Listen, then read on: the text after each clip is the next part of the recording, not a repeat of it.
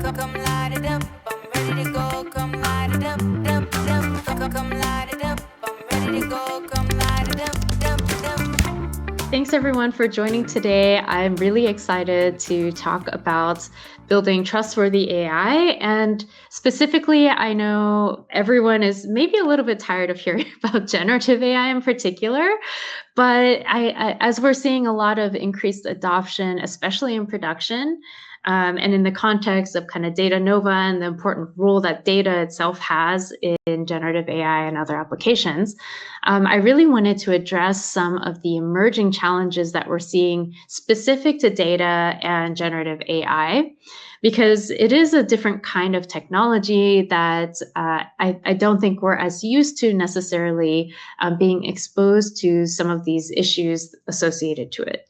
And so that's what I'm super excited to talk to you all about and to share some really practical tips and tricks, research that can be implemented and processes associated to using data to address some of these challenges. So that's what we're going to be covering today. Just by way of introduction, as you saw, my name is Michelle, and a little bit of background about me is that I've spent the last 20 years or so, which is a long time, but in AI and machine learning specifically. In particular, my claim to fame was working on the original research team for IBM Watson, which aired on Jeopardy in 2011. And that was back in the days of working on natural language in the context of mainframe, of all things. So obviously, we've evolved a lot since then.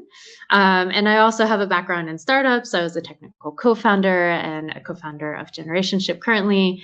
And I'm super passionate about diversity in tech and AI specifically. And so I'm currently a board member at Women in Data. And so I have a long history in this space. But I hope you get some very tangible things out of this talk. And one of those is that, when we talk sometimes about trustworthy AI, it can be a bit vague, or maybe it just covers like a really high level framework. And so what I wanted to do was distill down a lot of these kind of high level frameworks into just 4 key data challenges and points that are really pragmatic and able to help you in terms of developing better data practices to address them. And also to highlight kind of the specific role of data in building these more reliable and safe systems. I think we talk a lot about models in particular, and of course the different techniques on the model side that we can do.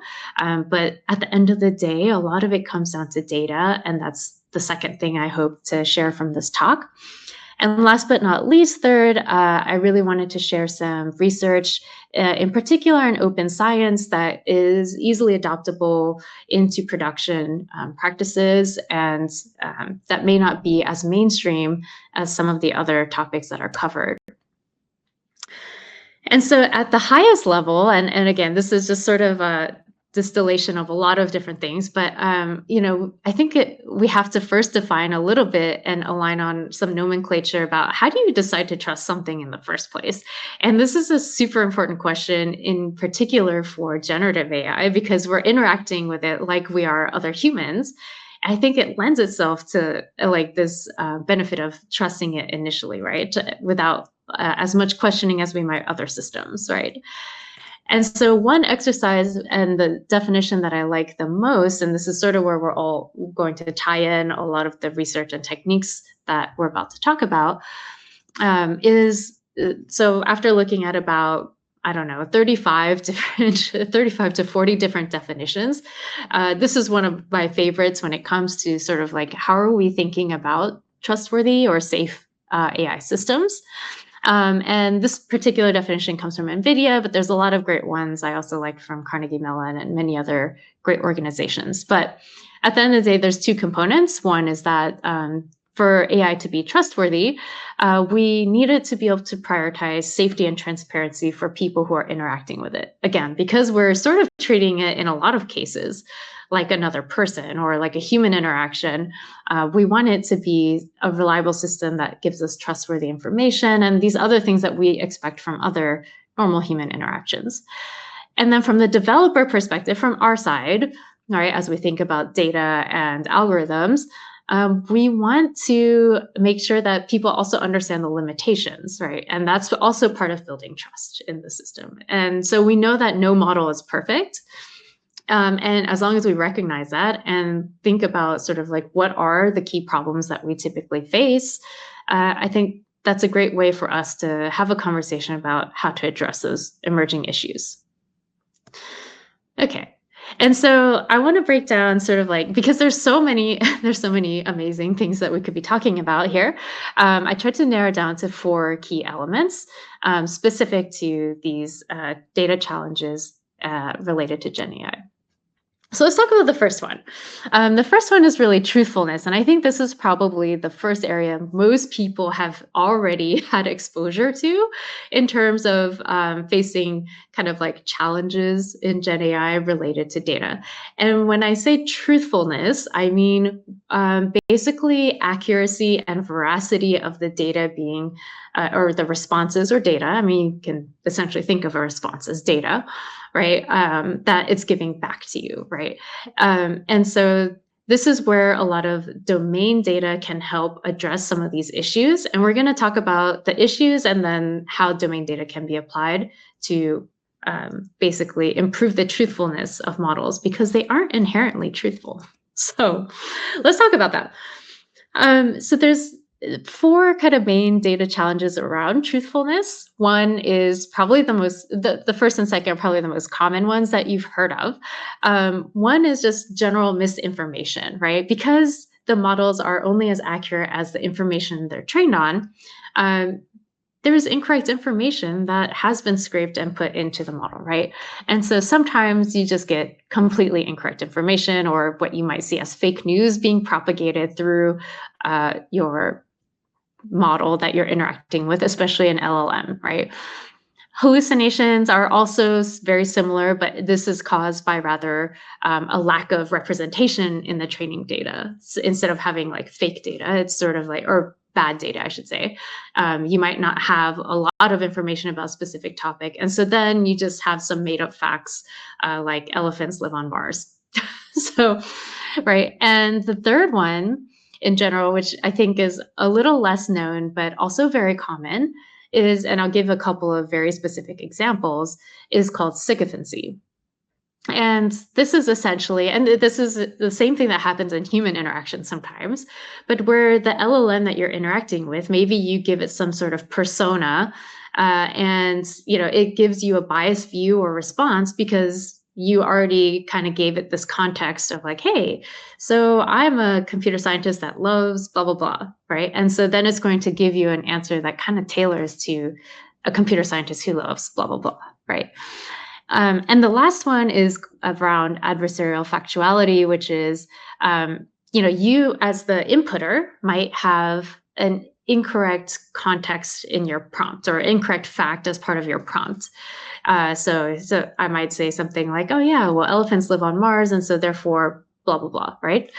And then the LLM will kind of echo or parrot, for those of you that have read the paper Stochastic Parrots, it might echo kind of like this incorrect fact that you've essentially prompted it. So these are just a few examples of some of the issues that people are facing. And so, yeah, I'm super excited to kind of cover a few of these things, but there's also this challenge. So when we talk about misinformation, there's also ways of kind of putting what we call data poisoning, right? So misinformation can be both intentional or unintentional. So when you put in unintentional, then these are just a couple of the interesting problems I wanted to highlight. So unintentional misinformation might be like, oh, you know what? I just collected a bunch of training data scraped from Reddit, and therefore, there's misinformation being propagated. People can also intentionally give misinformation to models, or what we call data poisoning. And so this is also why it's so important to have good data practices and data ops, because essentially what you can do is people could add perturbations or information in either a text prompt or a computer, like an image. And essentially you could trick, for example, like in this, if you look at the picture on the right, you could trick a model to say that 3 is actually 5, or, that, that this image actually has, it means something completely different. Like the clean image says no right turn. Maybe it would read the distorted image as like take a left turn, right? So this is a completely new challenge that honestly didn't really exist before. Of course, people can compromise systems, but certainly not at this level. So I think this is a really interesting one that I wanted to highlight as part of misinformation.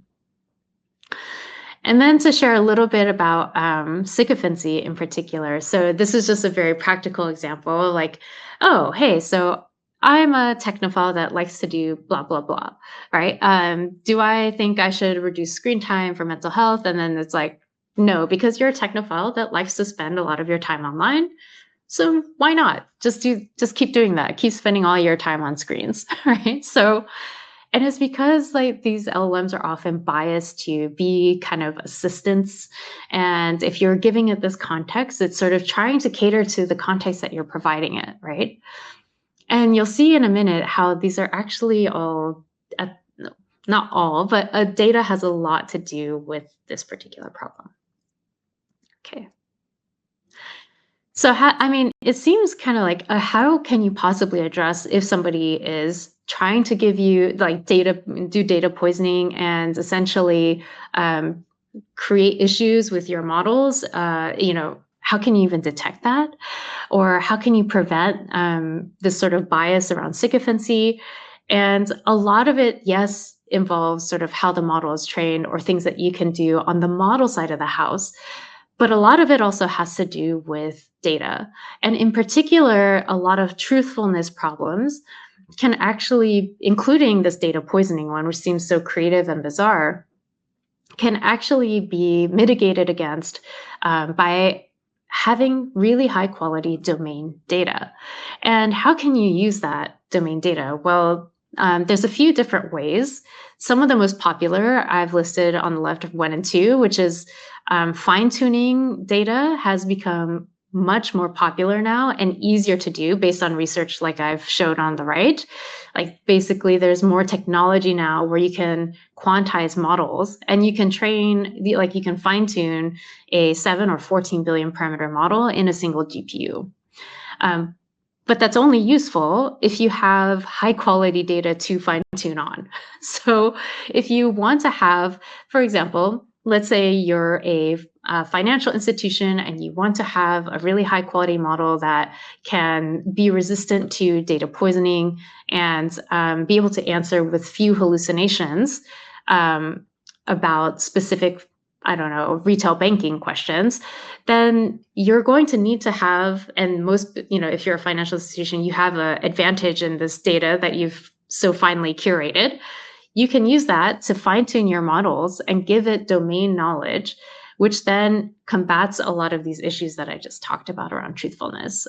Some studies have even shown like an up to 80 to 95% reduction in hallucinations by fine tuning. The second one, which is, I would say, extremely well adopted already, is actually RAG, or retrieval augmented generation. And this is a little bit easier than fine tuning because you essentially just give better data in the context, right? And so you're using prompt engineering with better data or like better context to be able to reduce these truthfulness problems or issues, right? And so 2 and 3 are kind of similar in that you're using your data domain knowledge to improve the prompts and the context of model responses of LLMs. And then the fourth one, so if you have really good data ops practices, you probably have already a really good sense of, hey, like if the model responds like with a, prediction of -100, like this is just not even a valid response, right, for many types of questions. You can also build data-driven guardrails that are more like hardline guardrails that LLMs and other kinds of generative models will not necessarily breach. And so it's like all of this domain data and knowledge that you've spent probably years and years curating, right? And trying to make sure that it's well organized. can be implemented in these different ways to essentially improve all Gen AI kind of truthfulness and accuracy. And then the last one, but definitely not least, is actually in the context of generative models, it's even more important to have better data and ML ops like practices. So whether that's like quality monitoring and management of data sets, especially if you're thinking about fine tuning because you've encountered a lot of issues with commercial out of the box models, being able to manage like, hey, what do we consider as an organization high quality data about retail banking or consumer shopping, in hardware? Like having all of this easily accessible and managed, as well as monitored, so you can see if information, for example, is compromised, is super, super important. And I think that it's an area to invest in, especially if you want to do more AI and generative AI practices. So that's sort of a high level around truthfulness. I think if we now, I want to switch gears a little bit to talk about safety. So by safety, which is kind of a bit of a broad, but in particular AI safety. So I think in the AI world, we talk a lot about AI safety in particular, and what that means for users and people interacting is probably a little bit less common necessarily in more of the traditional data world. But in AI, I think what's interesting to think about is if understanding kind of like what bad data is and how that can actually be really useful for models to be good, right? Because normally I think we'd say, yeah, this is some random trash data, or this is like just really bad data quality. We have to like cleanse it, scrub it, throw it out, right? For models though, even this knowing what bad data is can actually really be quite helpful in promoting safety within the model or guardrails and things like this. So, and I think that's like a slightly different way of thinking about it. But essentially, okay, so there's 4 main challenges that have understanding your bad data and using it for good is actually really interesting in addressing. So one is around jailbreaking. So jailbreaking is essentially when you can bypass, so there's a lot of alignment and safety. So if you've interacted with Gemini or ChatGPT or things like that, you might have asked it, I don't know, on accident to make let's just say a crude joke, right? And then it'll say, hey, I can't do that. Like, basically there's a lot of alignment saying don't make bad, crude jokes, for example. Well, you can also use a lot of prompting techniques to simply override that, right? There's also the idea of toxicity, which again, if you're using a commercial model, and this is not a proprietary model that you have fine-tuned or have trained on your specific domain data, this is also inherent in the model, right? Because we want the model to be able to have general knowledge about the English language or other languages, right? And so, yeah, that is going to include some of these things inherently in the model, right? Including toxicity, which is generated content that could be rude, disrespectful, prejudiced often, right? And there's also even misuse, right? And these are all things that, again, you can get models to do, especially if you don't have the proper kind of guardrails or techniques being used to counter them, right? And so misuse is actually just maliciously repurposing the model. And, and this could be a simple thing, not even necessarily as like a criminal thing, or for example, but it could be, there was an instance where, for instance, somebody had convinced I think it was like just like a GPT or chatbot to sell a car for like $1, right? And so this is also, not good practice. And exaggerated safety, the last one is sort of kind of like where models can be over-aligned. And so that means essentially, I think the biggest public instance of this was when Gemini was asked to create an image of the founding fathers of the United States, and they all came out diverse. So this is also like you don't want to overfit your model to be accounting for safety. So these are some of the challenges that I mean when I mean safety, right? And it just comes from, as you can see, like GPT-4 also had another controversy related to this, where the Chinese model was basically trained on a lot of social media, and it was spewing a lot of very bad content. And so how can you, but it isn't necessarily that this bad data can't be reused to make the model better. And I think this is where our thinking has to shift a bit. So how can we use bad data for good? And how does the understanding bad data actually really help us in the world of generative AI? One really cool paper, which is can actually be implemented, there's a lot of code available as well on GitHub around this, is actually that you can actually use this bad data, and again, it doesn't have to be something so nefarious as like the Chinese language example. It could just be even bad data as other data quality issues or outliers or things like that that you kind of get in general in business. But you can actually use models to train models on the bad data, and essentially use these weights to improve your LLM, or if you're doing image generation or a multimodal model, right? You can actually use these weights and outputs of the bad model, or it's kind of the model trained on bad data, I should say, to improve the safety as well as the accuracy and all of the other things of the model that you actually want to have out into the world.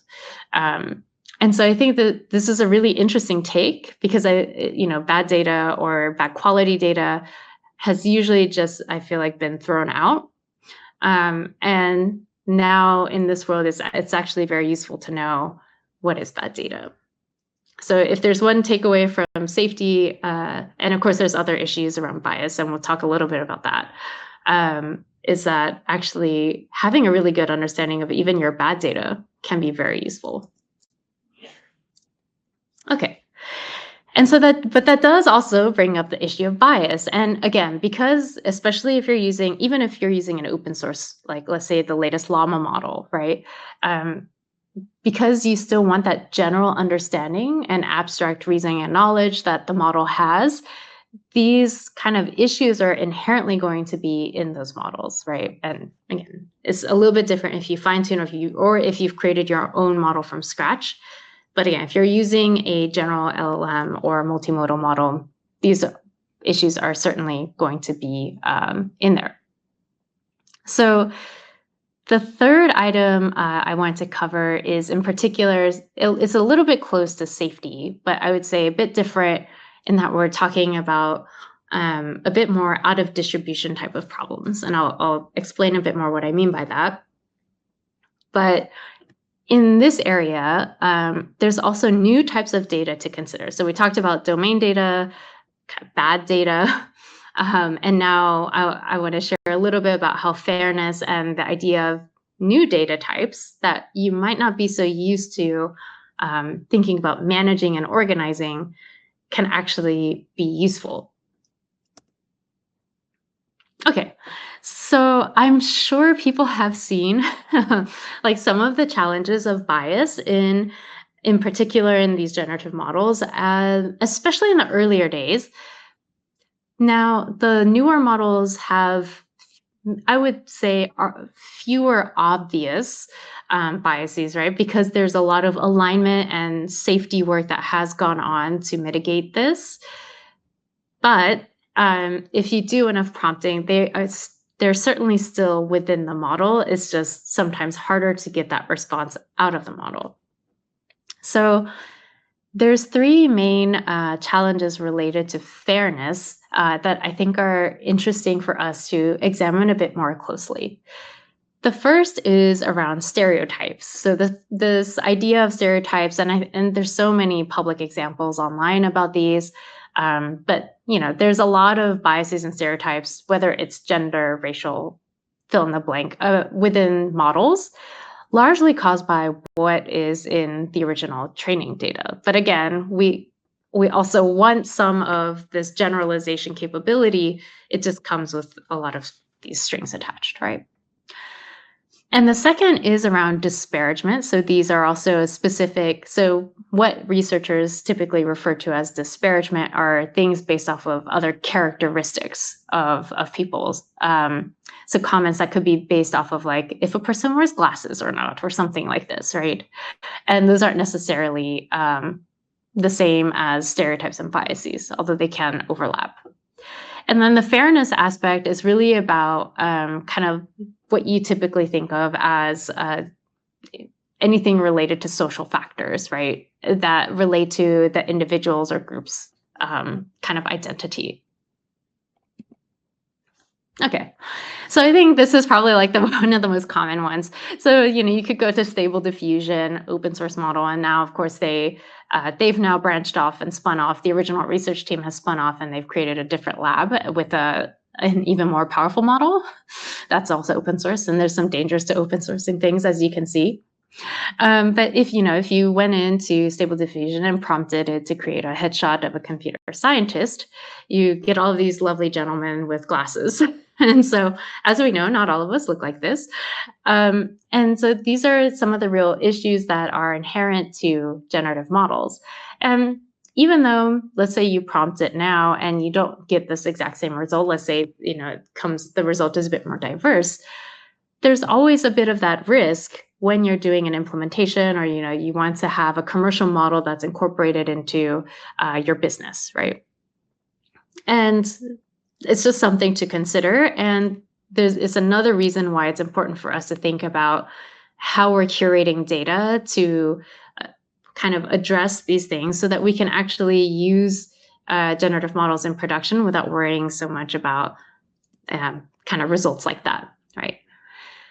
And so there's new types of, I guess, data and data sets. And I guess I should clarify a bit, like not necessarily new as in technically new, but maybe new to the way of thinking, right? Like how do we think about the data that we need to collect and curate can be new to a lot of organizations to think about, you know what, actually, yeah, like having a larger distribution or representation of this kind of data or having on hand, right, some kind of data about X is actually really important to us to mitigate kind of like these inherent problems within a lot of these foundation models, right?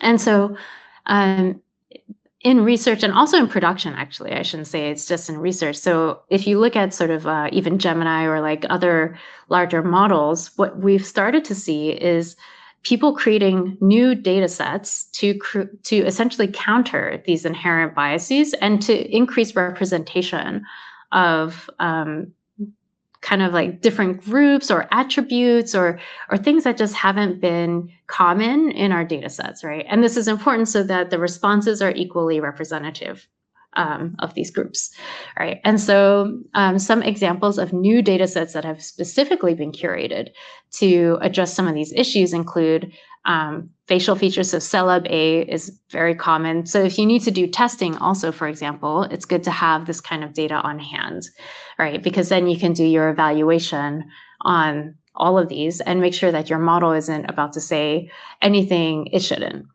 So Celeb A is a really good example of a data set. And I think this one's been around since 2015. It's probably one of the oldest kind of FAIR data sets that's been published. There's also FAIR Face, which talks about ages and genders. FAIR, which is about skin tone. And this is a very common one that I know is used for testing and training in production models for like photography or any kind of image generation. And then landscapes, which covers, because fairness can also refer to like cultural representation. And so they also have like this landscape data set, which has more photographs of other types of, locations and diverse landscapes than, just necessarily like North America, for example. So there's new data sets, and I think there's probably opportunity for businesses as well to think about, what are the data sets that, we have the kind of edge on in terms of being able to capture these sort of less represented, and it doesn't just mean socially, right? Data points. So, yeah. And then there are actually like new types of data to consider that we never even had to think about, right? So in especially in generative AI, we have to think about tokens, vectors, right? And these are not necessarily the most common types of data that we've even had to handle in the past, right? And now there's some really interesting work that's been implemented to create inclusive tokens, which can be shared across different models. And that's also something to think about, as you're thinking about developing your own models or productionalizing your own applications is, are there specific types of tokens that we should be managing and ensuring are being included in our testing process? This is a really great paper and also has a really good GitHub repo associated to it. Okay. And the other thing I want to call out on this topic is, in particular, red teaming with data. And red teaming is, while it's pretty common of a process, there's teams dedicated to red teaming in some organizations that have a big enough AI presence. I think we'll start to see more of this needing to be adopted beyond kind of AI research organizations, right? Because now generative AI is becoming more mainstream. And there's a lot of what we call adaptive testing or red teaming, right? Which is essentially trying to find those kind of underrepresented data points, right? And having a system for finding those with and helping humans to find those, right? And you can use AI to actually help you with this. Actually, that's what this paper is. It's super interesting. It's from the creators of Lime and Shapley, for those of you familiar with that. But they help you do adaptive testing to say, well, have you thought, okay, so it looks like your data point can recognize stop signs. Have you thought about stop signs covered in snow? And more practically, you can use this, for example, say, hey, it looks like we do a great job of generating responses for wholesale banking, but we're really bad at generating responses for retail banking. Have you thought about including more representation about data points about this, right? And I think these are just new processes that, especially as you want to adopt more generative models, are going to be very important. Okay, so last but not least, and then I'll make sure to wrap up, is machine ethics. And this is kind of interesting because and I think we're going to see a lot more rise in synthetic data and the importance of synthetic data. We already are seeing this in the research side for improving the models, but I think on the commercial application as well, and for like companies to essentially have a better advantage with the models that they're producing, synthetic data is going to be absolutely important. In the context of a trustworthy system, where it helps us is actually in this idea of machine ethics, right? And I think this will be pretty interesting to folks that haven't seen this research yet. But what this refers to is kind of like three main challenges. And in particular, there's so when you're interacting with an LLM, just as it has these inherent biases, just because it's been trained on the whole of, Reddit and all kinds of internet websites, they are also kind of having their own ethical biases within it, also based off of whatever was included in the original training data. And this could mean like the moral judgment, for example, if you were to ask ChatGPT or Gemini, is it wrong to steal, or something like this, right? And there's also even like what we'll talk about in a minute, like different explicit ethics as well, based off of like given a moral environment. So, if you ask it about, hey, here's an ongoing issue, conflict, housing, homelessness, whatever it is, right? It will give you a response, but how do you want it to manage that and like how it's going to respond? I think it's also important to understand, because this could also be a risk for you. And then there's emotional awareness, which is more about the empathy of the model. And so one thing where we see simulated data coming in, just from the research side, is they've actually used this to give a lot of scenarios and basically running simulations on models. And they've actually found there's a lot of inherent political biases with it, and they're all different for different sets of models. So this is a great paper by Stanford, and they did a lot of simulations and then collecting simulated data points to understand like which models are inherently more conservative versus more moderate versus liberal. And anyway, it's a great paper you can go check out. But this is obviously important because you might say like, oh yeah, should I invest? Maybe if you are a financial institution and you have a production model, you might say, oh, should I invest in I don't know, a Vanguard 2040 stock or whatever it is, right? And the response that it provides may be inherently biased by this, and you would want to know that. So I do think simulated or synthetic data is something that outside of this context will also be absolutely key for us to understand a bit more of. And so just to start concluding, in general, I hope there's sort of 4 different points that you took away from this, is that one, building a trustworthy AI system and having your consumers and users interact with AI in a safe environment, it really has to do with those 2 things, which is 1, just the transparency of the model itself, and 2, just understanding the limitations of models and hopefully using your data to improve and mitigate a lot of those issues. And then the second thing is really around breaking down kind of like 4 key areas to think about as you're managing data, in particular, truthfulness, safety, fairness, and machine ethics. And if you, or on the flip side, if you think about it from the data side, using domain data for truthfulness, right? And having new data sets for things like safety and fairness, and synthetic data for machine ethics. And third, that actually, while there's a lot on how the model's developed or different training techniques on the model side, data is absolutely playing a critical role in being able to solve for these emerging challenges, including bad data even. And data quality is absolutely one of the most important things to creating more trustworthy AI. And so if there's one lesson you take away from all of this, is that bad behavior is learned. It's inherently learned in the models, and data quality is the key to change. So with that said, thank you very much. I appreciate everyone's time here, and it's been super exciting to share a little bit about building trustworthy systems and how data plays a role in this.